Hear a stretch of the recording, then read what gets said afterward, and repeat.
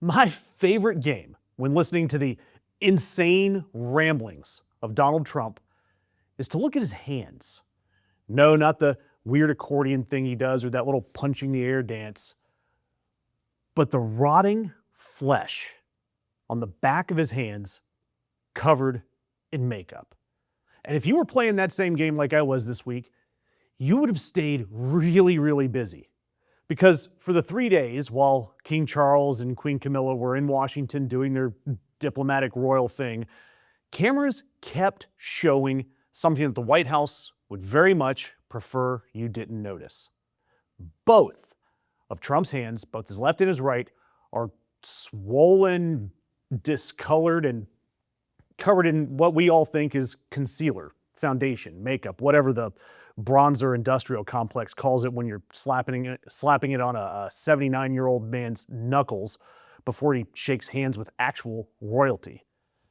And of course, we've heard the explanations. It's the handshakes. He shakes so many hands, guys. It's the handshake bruising. That's their official story from the White House. Handshakes. Plus the fact that Trump, against the advice of actual doctors, takes an obscene amount of aspirin to keep his blood nice and thin. But look, I'm not a doctor. I want to be clear about that. I'm not Dr. Josh. That'd be kind of fun, though. But I am a guy who's watched way too much footage of this administration for the last several years. And I'll tell you this.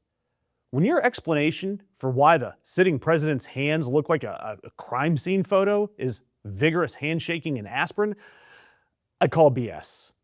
And look, it's not just the hands. It's his ankles, the swollen, spilling over the shoes, bursting out of his socks ankles that have now been photographed at meetings with the German chancellor, Irish leaders, Japanese prime minister, Egyptian president, and the Swiss president. I mean, look, the man's ankles are practically their own diplomatic tour at this point. John Madden would have had a field day with those cankles. I love it. And look, the aspirin explanation, it covers the hands and handshaking apparently, but high-dose daily aspirin thins the blood and makes bruising easier. But the swollen ankles that look like they're trying to flee Trump's very legs, that's a different conversation. When you look it up, cardiologists, they've all been saying this for months, that doctors are saying that this swelling, the bruising, the discoloration, it's not handshake residue. It's something else. And here's the part that makes my teeth itch. Members of Congress, actual elected officials, they've been raising these concerns formally, filing bills, bringing it up at hearings, and they're not getting real answers. Because this is the same administration that told us that Donald Trump has aced every cognitive test, he's in excellent health, that he's 6'3", 230, and that he's in vigorous and sharp and basically indestructible shape. And now he's putting on foundation on his hands before he goes outside. You know what they say about covering things up. It only works if what you're covering up isn't visible from every camera angle at a state dinner.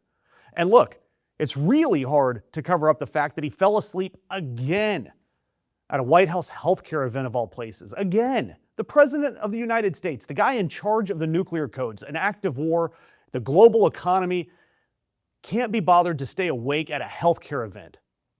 And this isn't a case where he napped and woke up refreshed. He just isn't there at all.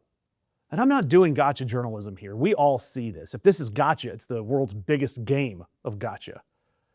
We see the mental decline too. We see the outbursts, the incoherent speeches, the slurring and the slurping, and him falling asleep at his own events. And I've covered a ton that, yes, we do need to talk about the 25th Amendment. It exists for a reason. But I've also covered how I'm not sure that that would help. Putting J.D. Vance at the helm, allowing him to run as an incumbent, that's dangerous. And even if we did want that, loyalty to this orange turd supersedes literally everything else, including the question of whether or not the man can stay awake in important meetings. And here's what I think we should do. Not talking about the 25th Amendment yet.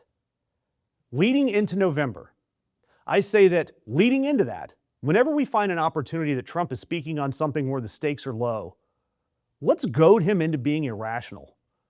Let's have the public, reporters, challenging him, asking him about falling asleep, asking him about slurring.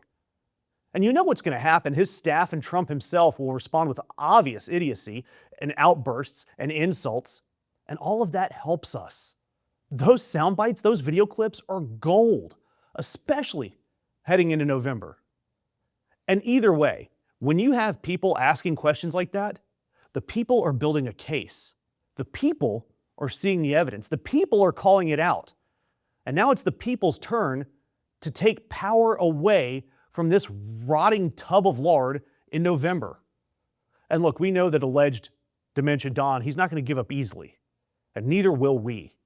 And that's why I think you should go to that subscribe button. If you want receipts on Donald Trump that the White House doesn't want to show you, you know where to find them, right here with the Ring of Fire.